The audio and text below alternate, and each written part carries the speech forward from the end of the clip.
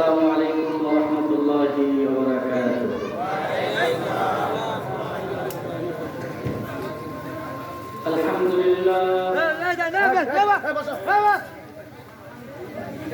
আলহামদুলিল্লাহ নাহমাদুহু ওয়া নাস্তাঈনুহু ওয়া নাস্তাগফিরুহু ওয়া নাউযু বিল্লাহি মিন শুরুরি আনফুসিনা من يهده الله فلا مضل له ومن يضلل فلا هادي له ونشهد أن سيدنا ومولانا محمدا عبده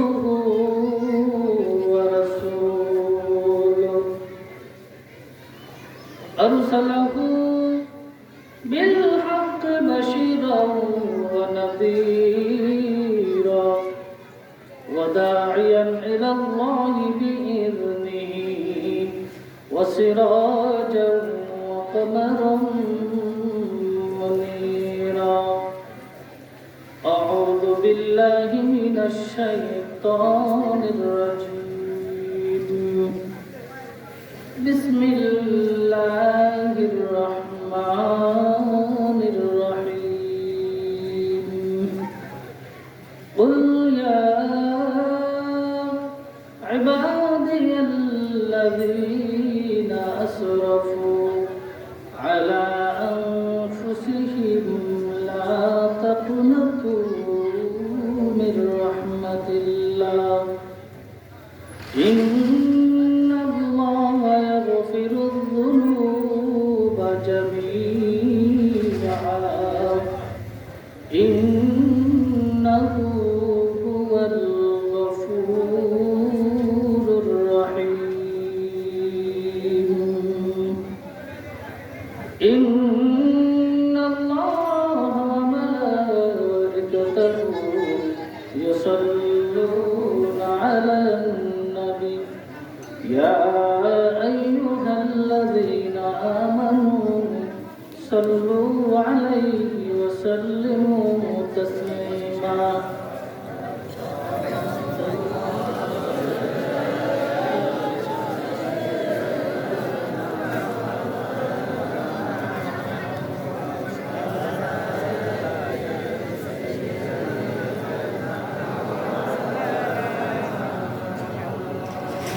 لا إله إلا الله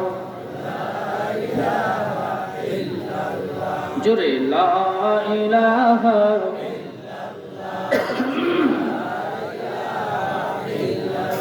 جبان بلي لا إله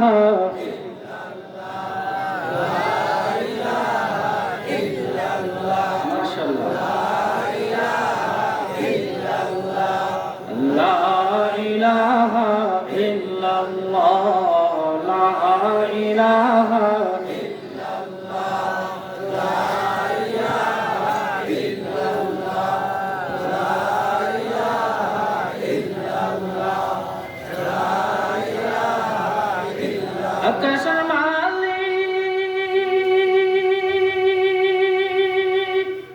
أكشر مالك جي الله الله لا إله إلا الله لا إله إلا الله لا إله إلا الله لا إله إلا الله لا إله إلا الله لا إله إلا الله حضرت बुजुर्ग फारी खादिम खैरुल बशर खिदमतों में जिंदगी भर ना बनाया अपना घर ला इलाहा इल्लल्लाह ला इलाहा इल्लल्लाह ला इलाहा इल्लल्लाह ला इलाहा इल्लल्लाह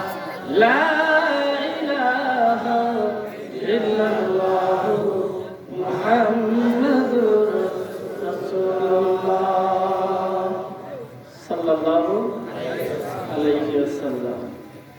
গাছির খাল বাজার ব্যবসায়ী ও যুবকদের উদ্যোগে আজকে মাহফিলের সম্মানিত সভাপতি এবং দূর দূরান্ত থেকে আগত ইসলাম প্রিয় দিন প্রিয় মুসলমান ভাইরা, পর্দার আড়ালের মা ও বোনেরা, আল্লাহ পাকের শুকর যে মহান রব্বুল আলামিন আমাদেরকে এই জান্নাতের বাগানে আসা এবং বসার জন্য তৌফিক দান করেছেন। আমরা জোরে সোরে বলি আলহামদুলিল্লাহ। এই জান্নাতের বাগানে আসতে পেরে আপনারা খুশি না বেজার? অল্প না বেশি? আপনাদেরকে দেখে আমার অনেক ভালো লাগতেছে। আপনাদের আওয়াজ শুনে আমি বুঝতে পারছি আপনারা অনেক ভালো আছেন। আজকের মাহফিলটা পাইয়া আপনারা খুশি, ঠিক কিনা? আল্লাহ পাকের শুকর যে মহান রব্বুল আলামিন আমাদেরকে আখিরি নবী জনাবে মুহাম্মদ রাসূলুল্লাহ উম্মত করেছেন। আমরা জোরে সোরে বলি আলহামদুলিল্লাহ। আল্লাহ রাব্বুল আলামিন এই পৃথিবীতে লক্ষাধিক নবী পয়গম্বর পাঠিয়েছেন, লক্ষাধিক। কেউ বলে 1,24,000, কেউ বলে 2 লক্ষ। আমি মাঝামাঝি বললাম আর কি। লক্ষাধিক নবী পয়গম্বর পাঠিয়েছেন মানুষের হেদায়েতের জন্য, মানুষের কল্যাণের জন্য, মানুষের শান্তির জন্য, মানুষের মুক্তির জন্য। সমস্ত নবী পয়গম্বরদেরকে আদম থেকে নিয়ে আমাদের নবীর আগ পর্যন্ত যত নবী পয়গম্বর ছিলেন, সমস্ত নবী পয়গম্বরদেরকে যতগুলো গুণ, যতগুলো মুআজিজা দিয়েছেন, সমস্ত গুণ মুআজিজা একত্রিত করিয়া আমাদের নবীকে দান করেছেন। যেই নবীকে সৃষ্টি না করলে পৃথিবীর কোনো কিছুই সৃষ্টি হতো না। সেই নবীর উম্মত আমরা, খুশি না বেজার? খুশি কি শুধু মুখে মুখে না অন্তর থেকে করতে হবে? নবীকে আমরা খুশি করতে পারবো কি করলে? নবীর সুন্নাত যদি আমরা মানি। নবীর সুন্নাত মানি না, মনে মুখে মুখে শুধু বলি নবীকে ভালোবাসি, নবীকে ভালোবাসি, তাইলে কি আদৌ কি এটা ভালোবাসা হলো? যুবক ভাইদের যদি বলি দাড়িটা রাখা যায় না ভাই, তো যুবকরা বলে এখনো তো বয়স হয় নাই, এখন পর্যন্ত বিয়ে শাদী করলাম না। মসজিদের ইমাম সাহেব বলছে যে দাড়িটা তো রাখার দরকার, ঠিক কিনা? তো যুবক ডাক দিয়ে বলে এখন পর্যন্ত বিয়ে শাদী করলাম না, পাগল হয়ে গেছেন গা দাড়ির জন্য। ইমাম সাহেব বলে এর জন্য পাগল হয়েছে। তো বিয়ে হয়ে গেছে, ইমাম সাহেব বলছে বিয়ে তো হয়ে গেছে, তাহলে দাড়িটাকে রাখা যায় না? তো যুবক ডাক দিয়ে বলতেছে কেবলমাত্র বিয়ে করলাম, এখন পর্যন্ত বাবা হইতে পারলাম না। ইমাম সাহেব পাগল হয়ে গেছে। এরপরে বাচ্চা কাচ্চাও হয়ে গেল, ইমাম সাহেব বলছে দাড়িটা তো এখনো রাখা দরকার। তো যুবক ডাক দিয়ে বলতেছে এখন পর্যন্ত দাদা হইতে পারলাম না। এমন লোক আছে না নাই? দাদা হয়ে গেছে, নানা হয়ে গেছে, দেখলে বোঝা যায় না এটা কি মুসলমান না হিন্দু। মুসলমান ভাইরা, কে বলেছে তুমি বিবাহ করবে? কে বলেছে তুমি বাবা হবে? কে বলেছে তুমি দাদা হবে? খোদা না করো আজকে রাত্রে যদি সাকরাতুল মাউত আজরাইল এসে যায়, কালকে সকালে লাশের উপরে কবর হয়ে যাবে। আজরাইল যদি এসে যায় এরপরে দাড়ি রাখার কোনো সুযোগ আছে? আজরাইল ঘুষ খায়? আজরাইল যদি ঘুষ খাইতো উপায় আছিল? তো আখিরি নবীর উম্মত হতে পেরে খুশি না বেজার? নবীকে মহব্বত করতে হবে, নবীকে ভালোবাসতে হবে, ঠিক কিনা? সাহাবাজ মানদের দিকে তাকাইলে দেখা যায় কেমন মহব্বত করছে, কেমন ভালোবাসছে। বলতেছিলাম যে লক্ষাধিক নবী পয়গম্বর পাঠিয়েছেন, সব নবী পয়গম্বরদেরকে যতগুলো গুণ মর্যাদা দিয়েছেন, সব গুণ মর্যাদা একত্রিত করিয়া আমাদের নবীকে দান করেছেন। মুসা নবীর নাম শুনছেন তো? মুসা নবী একদিন ওয়াজ করতেছে। কি করতেছেন? মুসা নবী একদিন ওয়াজ করতেছে, পৃথিবীতে এমন একজন নবী আসবেন যার চেহারা এক নজর দেখার সাথে সাথে ঈমানের সাথে, মুহাব্বতের সাথে কেউ যদি তার চেহারা মোবারক এক নজর দেখতে পারে, তার জন্য জাহান্নামের আগুন হারাম হয়ে যাবে। মুসা নবী তার উম্মতদেরকে এই কথা বলতেছেন, ওয়াজ করতেছেন। মুসা নবীর এই ওয়াজ বিষাক্ত একটা সর্প, বিষাক্ত একটা সাপ শুনে ফেলছে। সাথে সাথে আল্লাহর কাছে দোয়া করছে, আল্লাহ তোমার পয়গম্বর বলেছেন যে পৃথিবীতে এমন একজন নবী আসবেন যার চেহারা এক নজর দেখার সাথে সাথেই জাহান্নামের আগুন হারাম হয়ে যাবে। আল্লাহ যতদিন পর্যন্ত ওই নবীর চেহারা মোবারক না দেখবো, ততদিন পর্যন্ত আমার মৃত্যু দিও না। আল্লাহ বলছেন, সর্বরে এমন একজনের নাম বলছস যাকে সৃষ্টি না করলে পৃথিবীর কিছুই সৃষ্টি হতো না। আদম নবী সৃষ্টি হওয়ার পরে লেখা দেখতেছেন জান্নাতের গেটের সামনে লেখা, লা ইলাহা ইল্লাল্লাহু মুহাম্মাদুর রাসূলুল্লাহ। আদম নবী আল্লাহর কাছে জিজ্ঞেস করছেন, আল্লাহ সর্বপ্রথম আমাকে সৃষ্টি করছে, নামটা তো তোমার নামের পিছনে আমার নামটাই থাকার দরকার ছিল, কিন্তু আমার নাম না লিখে তোমার নামের পিছনে আবার কার নাম বসায় দিলা? আদম নামে আমায় তুমি সর্বপ্রথম বানাইলা, তোমার সাথে কাহার নাম লেখিয়া রাখিলা। বানাইলা আমাকে সর্বপ্রথম, আবার তোমার নামের পিছনে কার নাম বসায় দিলা? আল্লাহ বলতেছে, বন্ধু আমার মুহাম্মদ রে, আমার সাথে জড়িত যাহা সৃষ্টি না হইলে আসমান জমিন না হইত, যে বন্ধুকে সৃষ্টি না করলে তুমি আদম পর্যন্ত আসতে পারতা না। তো বিষাক্ত সর্প যখন আল্লাহকে বলছেন, আল্লাহ ওই নবীর চেহারা মোবারক না দেখে আমার মৃত্যু দিও না, তখন আল্লাহ বলছেন, সর্পরে আমার বন্ধুকে দেখতে চাইছস, এটা তো আমি কবুল না করে থাকতে পারলাম না।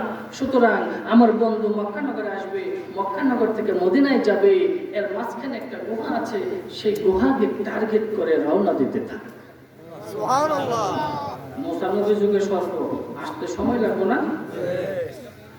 আসতে থাক, দেখা যাক এরপরে কি হলো। শুনতে রাজি আছেন তো ইনশাআল্লাহ?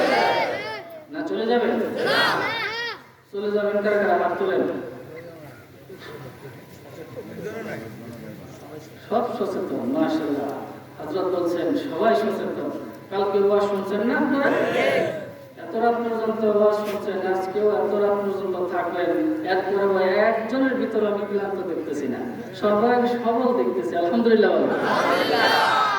আমি সেই ঢাকা থেকে আসছি সকাল 7:30 থেকে 7:45 মধ্যে আমি রওনা দিয়েছি, এই মাত্র এসে পৌঁছাইলাম। এর ভিতরে আর কোনো জায়গায় আমি আর কোনো জায়গায় তেমন কোনো স্টপেজ দিই নাই, শুধু নামাজ আর খাওয়া ছাড়া। তারপরে ফেরিতে ওঠার আগে সেখানে কিছু সময় বসে থাকতে, এটা তো আপনারা জানেন যে ফেরিটা সবসময় আসা যাওয়া করে না, দেরি হয়। তো যাই হোক, আমি যখন এসেই গেছি, আমি যখন আসি, আপনারা আছেন তো ইনশাআল্লাহ? মুসা নবী যুগের সর্প আসতে থাক, এই কথাটা মনে রাখবেন, মনে থাকবে তো ইনশাআল্লাহ? নবীজি দুনিয়াতে আগমন করছেন, আলহামদুলিল্লাহ। পশু পাখি ডেকে বলে, আজ আমাদের খুশির দিন, মোদের মাঝে তাশরিফ নিলেন রাহমাতাল লিল আলামিন। পশু পাখি ডেকে বলেন, আজ আমাদের খুশির দিন, মোদের মাঝে তাশরিফ নিলেন রাহমাতাল লিল আলামিন। নবীজি দুনিয়াতে আসার পরে বাবা দেখছেন? এতিম হয়েই দুনিয়াতে আসছেন, ঠিক কিনা? এরপরে আমার নবীর বয়স যখন 6 বছর বয়স, কয় বছর? 6 বছর বয়স। আমি আজকে যে কথাগুলো বলবো, আমি নিয়ত করেছি যে কথাগুলো আপনাদেরকে মুখস্থ করায় দেব। মুখস্থ করতে রাজি আছেন? না প্যান্ডেলের ভিতরেই রেখা যাবে? বাড়ি পর্যন্ত নেওয়ার মন মানসিকতা আছে তো ইনশাআল্লাহ? এক দাদা নাতি গেছে ওয়াজ শোনার জন্য। কই গেছে? ওয়াজ শোনার জন্য গেছে। তো যাওয়ার সময় নদীর পার হয়ে, নদীর উপার যাইতে হয়। তো যাওয়ার সময় নৌকা দিয়ে পার হয়েছে ওয়াজে যাওয়ার সময়। তো যখন ওয়াজ শেষ হয়েছে তখন বাজে রাত্র 12টা থেকে 1টা। এখন যখন বাড়িতে ফিরবে তখন কি নৌকা আছে? নৌকা তো সারা রাত্র থাকে না। তো দাদাই বলতেছে, নাতি বলতেছে দাদারে, দাদা আসার সময় নৌকা দিয়ে পার হইছ, এখন যাওয়ার সময় কেমনে যাইবা বাড়িতে? এটা একটা বিপদ না? দাদাই কয়, নাতি তুই কোনো চিন্তা করিস না, তুই আমার পিছনে পিছনে আয়। যাইতে যাইতে যাইতে যাইতে একেবারে নদীর কিনারে চলে গেছে। পানির কিনারে দাইয়া দাদাই নাতিরে বলতেছে, নাতি এক কাজ কর, তুই আমার কাঁধের উপর উঠ। নাতি আর দেরি করে নাই, একটা লাফ দিয়ে দাদার কাঁধে উঠছে। নাতি কয়, দেখি তো দাদার কাজটা করে কি, দাদা কি করে এই আজকে আমি দেখবো। তো নাতি যখন কাঁধে উঠছে, দাদা কি করতেছে, আস্তে আস্তে পানির দিকে নামতেছে আর লঙ্গিটা খালি উপর দিকে তুলতেছে। আস্তে আস্তে পানির দিকে নামতেছে আর লঙ্গি আস্তে আস্তে উপরের দিকে তুলতেছে। হঠাৎ করে নাতি নজর করে দেখে দাদাই লঙ্গিটা কান্দে তুলে ফেলেছে। দাদা দাদা তুমি এটা কি করলা, কি করলা? এই মাত্র তাজা ওয়াজ শুনে আসলা, হুজুর এই মাত্র বললো যে হাঁটুর উপরে কাপড় ওঠান যাইতো না। দাদাই কয়, তুই আর কথা কইস না, আগে উভার যায় লই, এরপরে তোর কথার জবাব দিব। নাতিরে কাঁধে লইয়া উফার গেছে। উফার যাওয়ার পরে নাতিরে মাটিতে নামাইছে। নামানোর পরে দাদা নাতির দিকে তাকাইয়া কয়, নাতি রে, তোর বাপের না হইতে আমি ওয়াজ শুনি, তোর মাও পয়দা হয় নাই, এর আগে থেকে আমি ওয়াজ শুনি। জীবনে কোনোদিন ওই পারের ওয়াজ এই পারে কোনোদিন আনি নাই।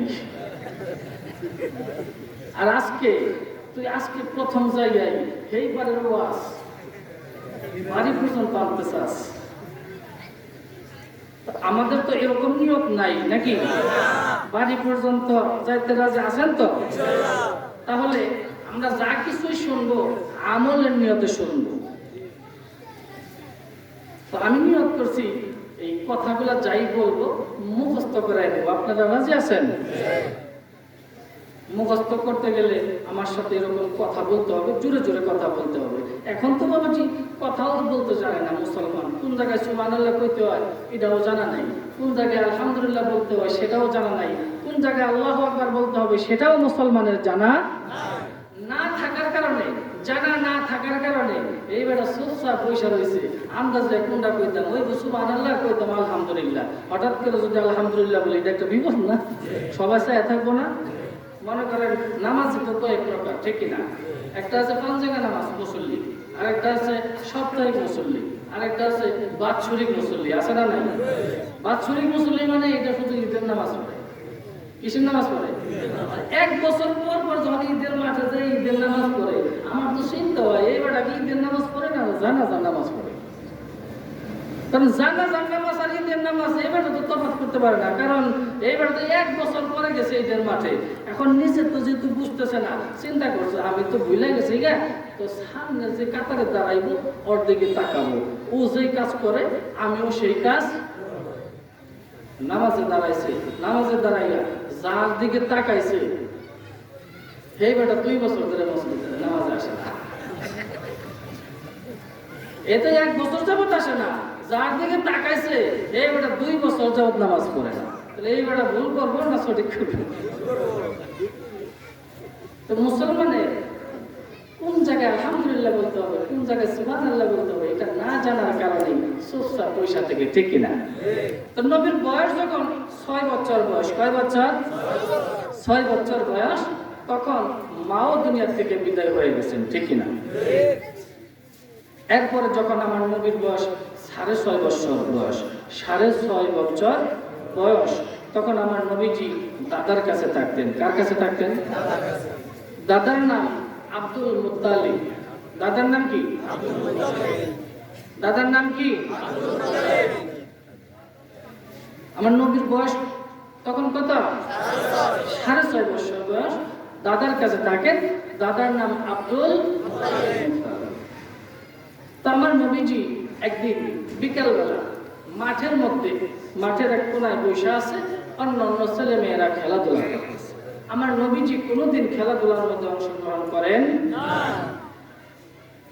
বিকালবেলা আমার নবীজি নজর করে দেখেন যে অন্য অন্য ছেলে মেয়েরা খেলাধুলা করতেছে, সন্তান আগে আগে যার যার বাবা, যার যার মা এসে যার যার সন্তানদেরকে তুলে করে করে বাড়ির দিকে নিয়ে যায়, আদর করতে করতে যায়। যায় না এরকম? এই চিত্রটা দেখে আমার নবীর একটু কষ্ট হয়েছে। আরে আজকে যদি আমার মা থাকতো, আজকে যদি আমার বাবা থাকতো, তাহলে আমাকেও ওইভাবে নিতে আসতো। মার কথা, বাবার কথা মনে পড়ে গেছে, ভিতরে একটু কষ্ট লাগছে। মার কথা মনে পড়ে গেছে, মার কথা মনে করে, বাবার কথা মনে করে পাহাড়ের এক গুহার ভিতরে বসে বসে মা মা বলে কান্না করতেছে। অন্যান্য দিন আমার নবীজি সন্ধ্যার আগে আগে একা একাই বাড়িতে যায়, কেউ নিতে আসে না। কিন্তু আজকে তো বাড়িতে যাচ্ছে না। ওইদিকে দাদা আব্দুল মুত্তালিব টেনশন করতেছে, চিন্তা করতেছে, ব্যাপার কি? আমার নাতি তো মোহাম্মদ আমিন অন্যান্য দিন একাই বাড়িতে আসে, আজকে কেন আমার নাতি বাড়িতে আসতেছে না? চিন্তা ভাবনার বিষয় না? চতুর্দিকে লোক পাঠিয়ে দিয়েছে নাতিকে খোঁজার জন্য। দেখো তো আমার নাতি কোথায়? চতুর্দিকে লোক খোঁজাখুঁজি করতেছে মোহাম্মদ আমিন আমাদের নবীকে। কিন্তু আরেকদিকে আবু জেহেলের নাম শুনছেন? এই লোকটা কেমন ছিল? খালি খারাপ নাকি? কাটটা একটা বদমাশ ছিল। কি ছিল? এই বেটা যদি এখন থাকতো কি করতেন? পাতলা পাতলা না, না বাড়ি বাড়ি আস্ত রাখতেন। এই বেটা আমার নবীর খুব জ্বালা যন্ত্রণা দিচ্ছে, ঠিক কিনা? তো এই বেটা একটা উট লইয়া সারাদিন ঘুরছে শিকার করার জন্য, কোনো শিকার পায় না। আমার নবীজি যে গুহার ভিতরে ঢুকছেন, সেই গুহার সামনে দিয়ে বাড়ির দিকে রওনা করছে। হঠাৎ করে আবু জেহেল নজর করে দেখে মোহাম্মদ আমিন গুহার ভিতরে বৈশা বৈশা কান্না করে। মুসলমান